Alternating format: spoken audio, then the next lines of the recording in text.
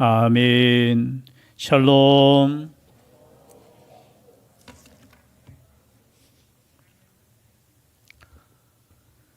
누가복음 15장은 복음 중에 복음이라고 생각합니다. 제가 1년에 한 번씩은 꼭 이 본문을 가지고 설교하겠다고 결심할 정도로 저는 성경에서 가장 중요한 한 장을 선택하라 하면 저는 누가복음 15장을 선택하고자 합니다. 왜냐하면 여기에 하나님의 계획과 하나님의 마음이 있기 때문입니다. 성경은 무엇을 말씀하시느냐? 성경은 하나님과 우리 사이에 어떤 관계냐라는 것을 말씀하는 겁니다. 하나님은 우리의 아버지시라는 거예요. 성경을 우리가 여러 가지로 해석하고 또 중요한 여러 가지 논점들이 있겠지만 이 성경 자체를 한마디로 하라고 하면은 아버지. 그리고 우리는 누구라고요? 그의 자녀라는 거. 아버지가 자녀를 사랑하겠습니까? 사랑하지 않겠습니까? 사랑한다는 거예요. 그래서 성경의 주제는 아버지이신 하나님께서 우리를 사랑하신다는 거예요. 근데 언제 사랑하느냐? 여러분 언제 사랑합니까? 언제 사랑해요? 말 잘 들을 때도 사랑합니까? 하지 않습니까? 사랑하죠. 그럼 반대로 지독히 말을 안 들어도 사랑할까요? 안 할까요?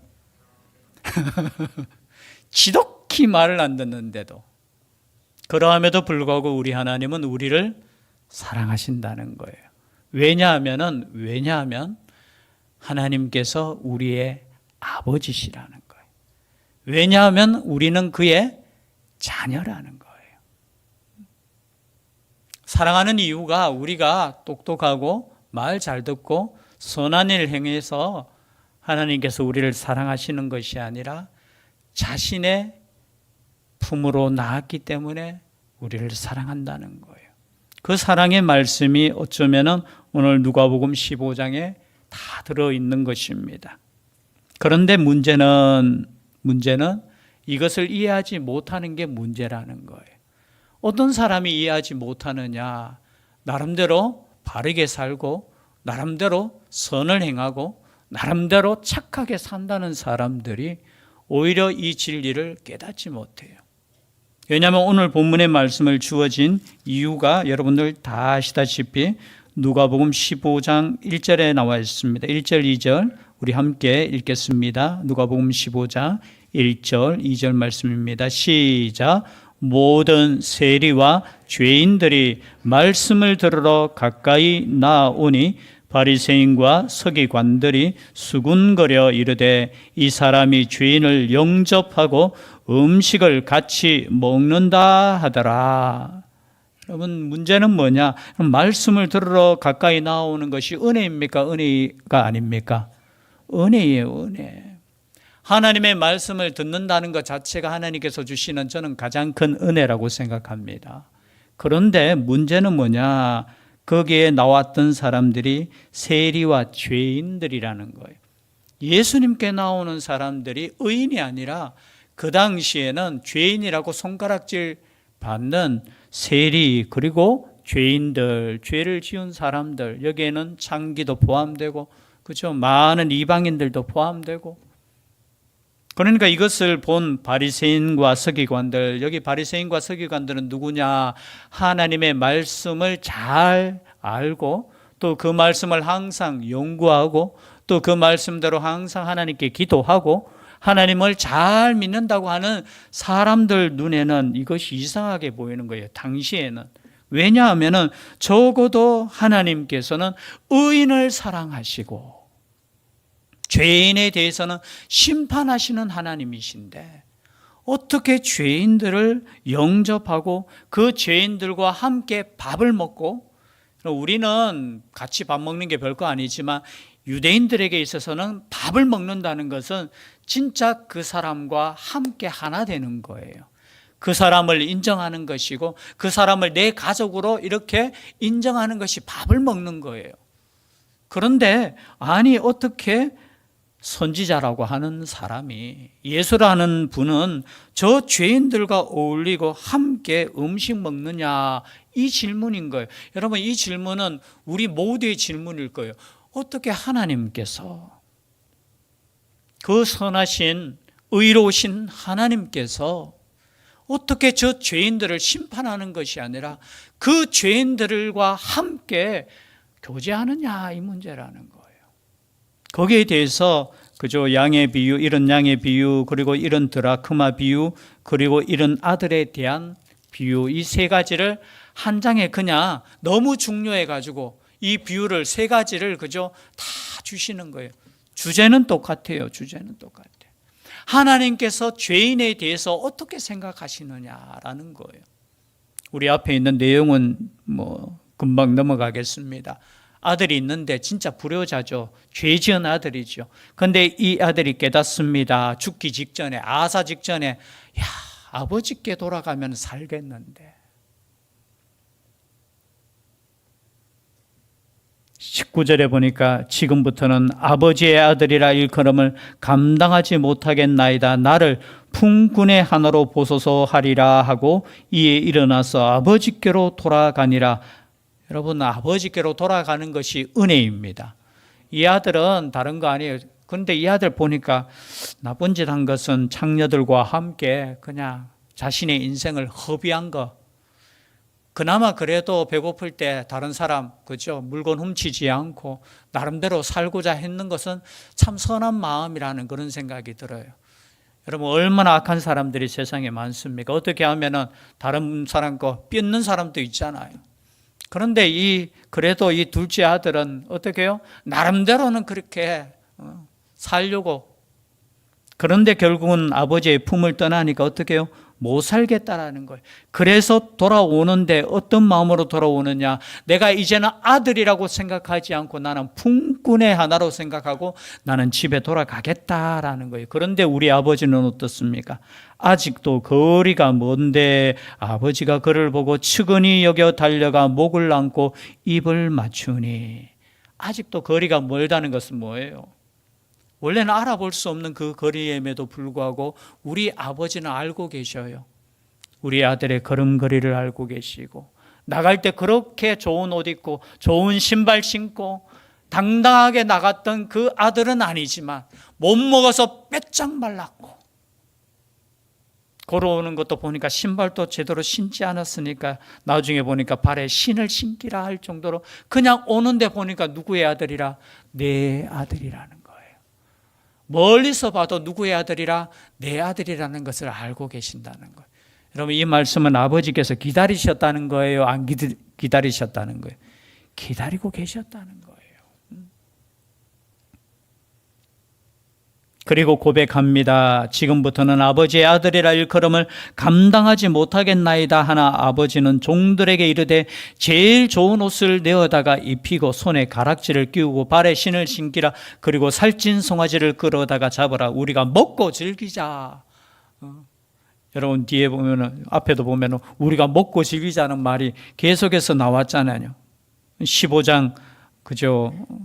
6절에도 보니까 집에 와서 그 벗과 이웃을 불러 모으고 말하되 나와 함께 즐기자. 여러분.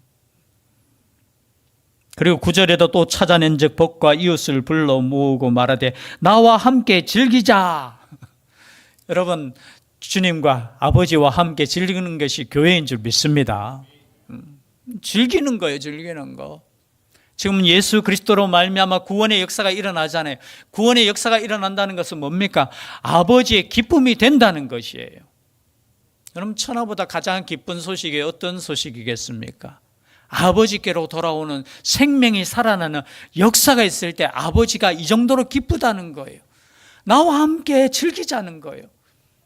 그런데 즐기지 못한 사람이 딱 한 사람이 있었는데 그 사람이 다름 아닌 누굽니까? 우리가 다 아는 그의 형이라는 거예요.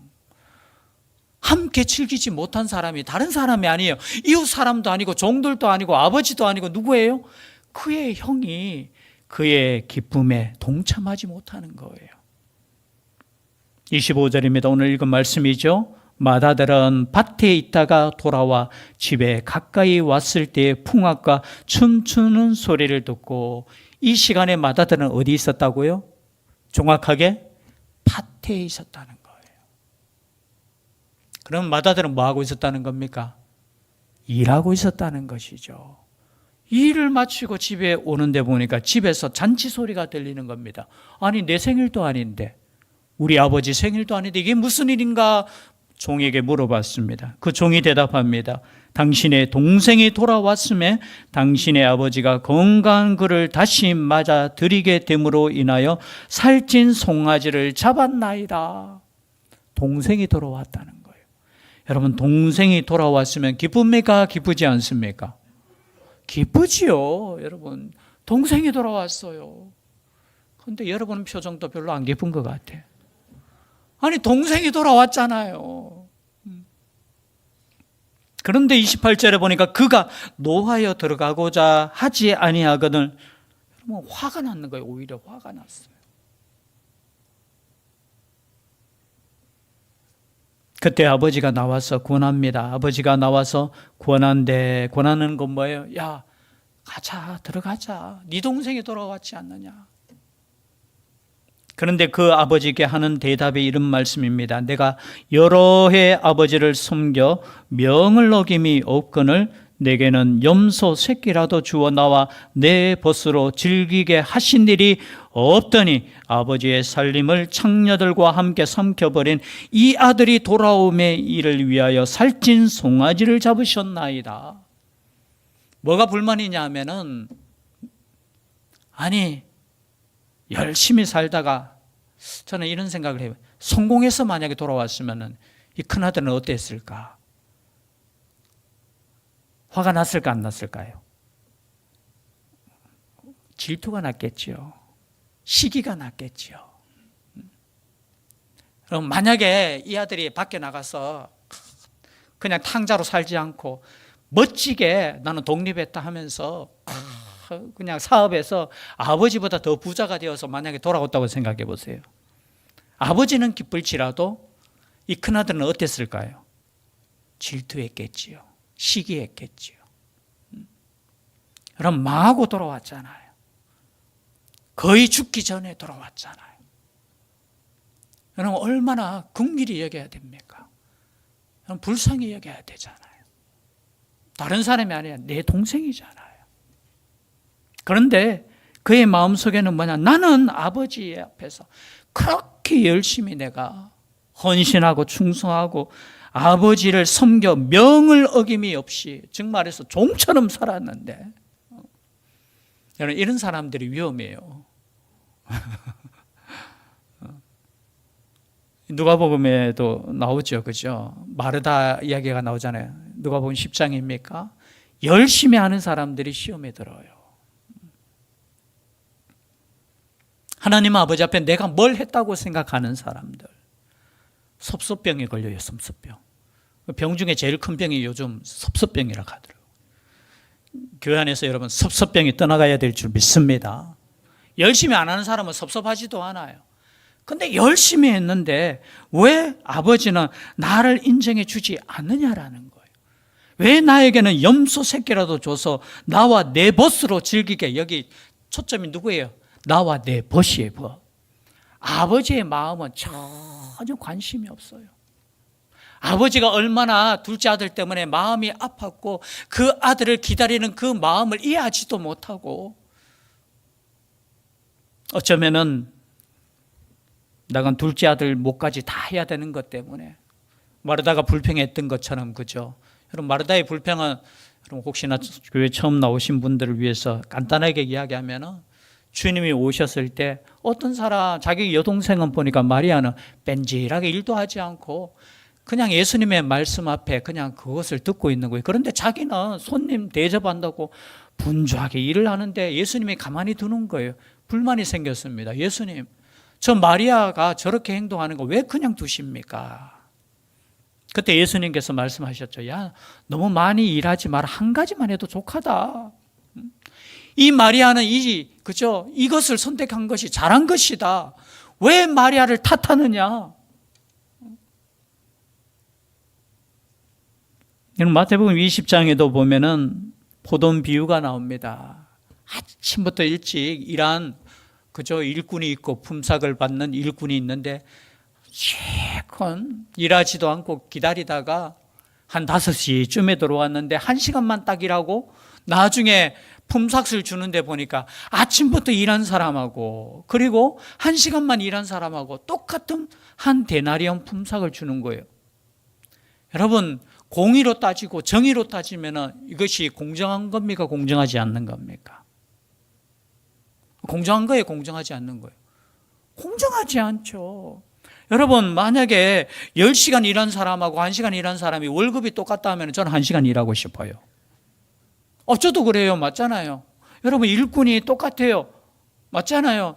나는 아침부터 와서 열심히 일했는데 똑같이 왜 1시간만 일한 사람하고 왜 똑같이 줍니까?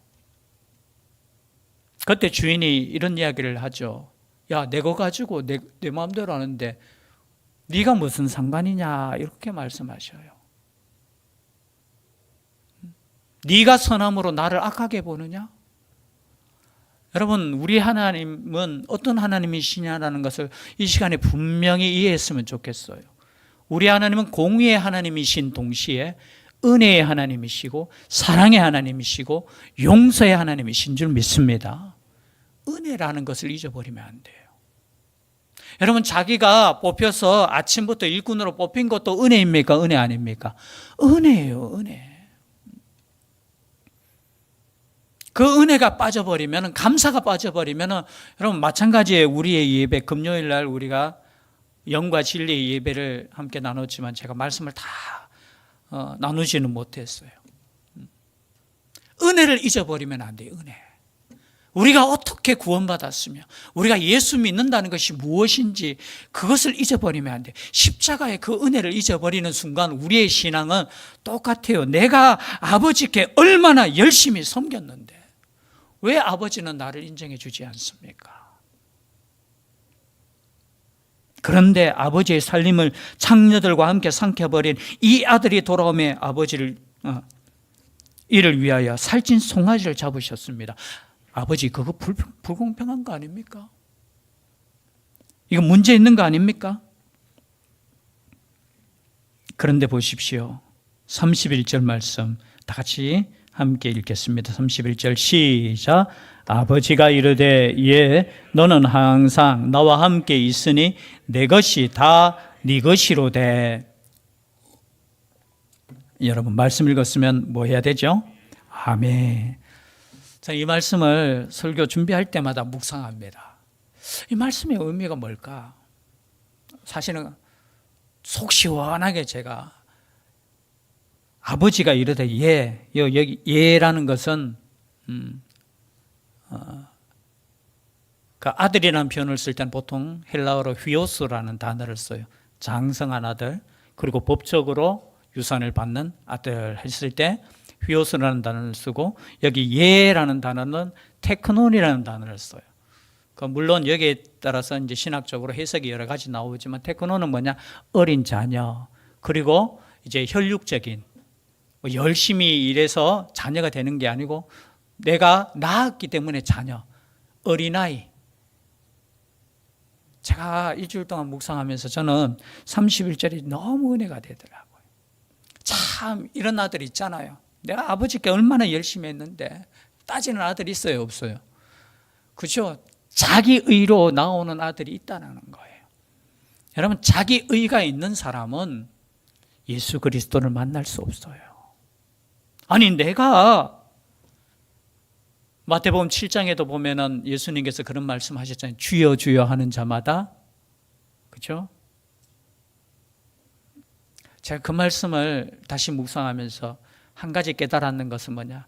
내가 주의 이름으로 귀신도 쫓아내보내고 주의 이름으로 말씀도 선포하고 주의 이름으로 권능도 행했습니다.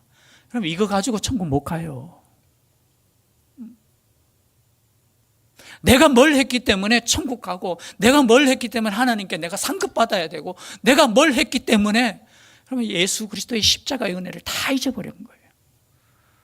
여러분 혹시나 내가 주님 앞에 뭘 했더라도 내가 주님 앞에 갔을 때는 그 말 하시면 안 돼요. 내가 주의 이름으로 이런 일을 했지 않습니까? 누가 보면 또 뒤에 또 부자 청년이 나와서 또 그런 말, 내가 다 율법도 다 지켰는데 내가 어떻게 하면은 내가 하나님의 나라에 들어갈 수 있겠습니까? 다 똑같아요. 자기가 뭘 했기 때문에 내가 그 의로 내가 뭔가 받을 수 있지 않습니까? 그런데 우리 주님께서 말씀하실 때 이렇게 말씀하셔요. 예, 너는 항상 나와 함께 있으니. 예, 너는 항상 나와 함께 있으니. 이 말씀이 은혜되지 않습니까? 제가 설교 준비하면서 설교 시간에 절대 내가 울지 않으리라. 야, 너는 나와 함께 있지 않느냐라는 거예요. 그리고 내 것이 다 네 것이다라는 거예요. 집에 가셔서 일주일 동안 이 말씀 좀 묵상할 수 있게. 너는 항상 나와 함께 있는 것이 은혜라는 거예요. 네가 지금 나와 함께 있고 나와 함께 사는 것 자체가 가장 큰 은혜인데 왜 너는? 그리고 내 것이 다 네 건데, 이 말씀도 저는 아직까지 이해 못하고 있어요. 옛날에는 그냥 하나님 것이 다 내 것이다. 야, 여러분 믿을 수 있기를 바랍니다. 그런데 너는 네 것이라고 생각하지 않고 내가 그냥 아버지를 위해서 이렇게 열심히 일하는데, 여러분 사실은 아버지를 위해서 열심히 일한 것이 아니고 결국은 나를 위해서 열심히 일한 거예요. 내가 하나님을 열심히 섬길 때 하나님, 근데 여러분 돌아보면 그게 하나님의 은혜였다라는 거예요. 그런데 너는 왜 그것을 모르냐? 야, 너는 내 아들이지 않느냐? 너는 태어나면서부터 내 아들이야. 그리고 집을 한 번도 나간 적이 없어. 그리고 나와 함께 계속해서 있지 않았느냐고. 여러분, 하나님과 함께 있는 것이 은혜로 여겨지지 않는다면은 그것이 은혜를 떠난 사람이라는 거예요. 지금 바리새인과 서기관들에게만 말씀하는 것이 아니라 이 땅에 사는 모든 사람들에게, 네가 아무리 열심히 해서 내 아들이 되는 것이 아니고 너는 태어날 때부터 내 아들이야. 내가 너를 책임졌고 너와 함께 있는 것이 나의 기쁨이야. 그리고 내 거 다 네 것이야. 여러분, 이 말보다 더 위로의 말이 없고 은혜의 말이었지 않습니까? 이 말씀을 우리 각자의 음성으로 좀 들었으면 좋겠어요. 하나님께서 나를 사랑하신다는 거예요. 지금 아들은 불평이 왜? 지금 송아지 한 마리 때문에, 염소 한 마리 때문에 불평인 거예요. 왜 나에게는 왜 염소 안 주냐 하는 거예요. 그리고 하시는 말씀이 32절에 이 내 동생은, 드디어 말씀을, 너 동생이야. 단순히 내 아들이 아니고 너 동생이야. 이 동생은 죽었다가 살아났으며 내가 잃었다가 얻었기로 우리가 즐거워하고 기뻐하는 것이 마땅하다 하니라. 내 동생이라. 여러분, 다른 사람은 몰라도, 아니 형은 그 동생을 품었어야 되죠. 아니 다른 사람은 몰라도, 다른 사람은 저 아들 저 나쁜 놈, 저 불효자식, 죄송해요, 창녀와 놀아는 저놈, 손가락질 하더라도 누구는, 형인 자신은 안았어야 되죠. 품었어야 되죠. 용서해야 되죠. 그런데 어떻게 해요? 아니 형이 더 손가락질하는 거예요. 형이 더 함께 할 수 없다는 거예요. 나 저 사람과 함께 할 수 없어요. 여러분, 요즘 얼마나 많은, 죄송해요, 그리스도인들이 나는 저런 사람과 함께 할 수 없어요 하고 혼자 예배드리는 사람이 있어요. 여러분, 세상에서 가장 교만한 사람들이에요. 저는 때로는 우리가 상처가 될 때 있죠. 또 상처를 준 사람들도 있을 수 있죠. 그리고 인정하지 못할 사람도 있을 수 있어요. 그럼에도 불구하고 우리 예수님의 십자가는 나를 위한 십자가였다라는 거, 그것을 깨닫는 사람은, 아니 누구와 함께 할 수 없다고요? 아니 우리 주님은 내 같은 죄인을 위해서도 대신 죽으셨는데, 아이고 나는 저런 사람과 함께 할 수 없어요. 아이고, 예수 그리스도의 십자가의 은혜를 다시 한번 기억할 수 있는 우리가 될 수 있기를 바랍니다. 그 은혜를 잊어버리면요, 그 감사를 잊어버리면요, 우리도 똑같은 사람이 될 수 있어요. 그 은혜 가운데 하나님께 나아갈 수 있는 우리가 될 수 있기를 주의 이름으로 축복합니다. 기도드리겠습니다. 사랑의 하나님, 우리 하나님과 항상 함께 있음이 은혜이고 감사함임을 다시 한번 깨닫고 하나님께 나아갈 수 있는 죄들 되게 하여 주시옵소서. 예수 그리스도의 십자가의 은혜로 예배드리고 그 은혜로 살아가는 하나님의 백성 되게 하여 주시옵소서. 그렇게 될 줄 믿사옵고 예수님 이름으로 기도드리옵나이다. 아멘. 말씀의 위탁을 드립니다. 천국의 시민권을 선물로 얻으신 성도 여러분, 오늘 들은 말씀을 나가서 전파하며 복음의 증인되어 사십시오. 아멘. 이제부터 성도로서 말씀에 순종하는 삶을 살도록 힘쓰겠으며 나가서 복음 전하며 성도답게 살겠습니다. 아멘.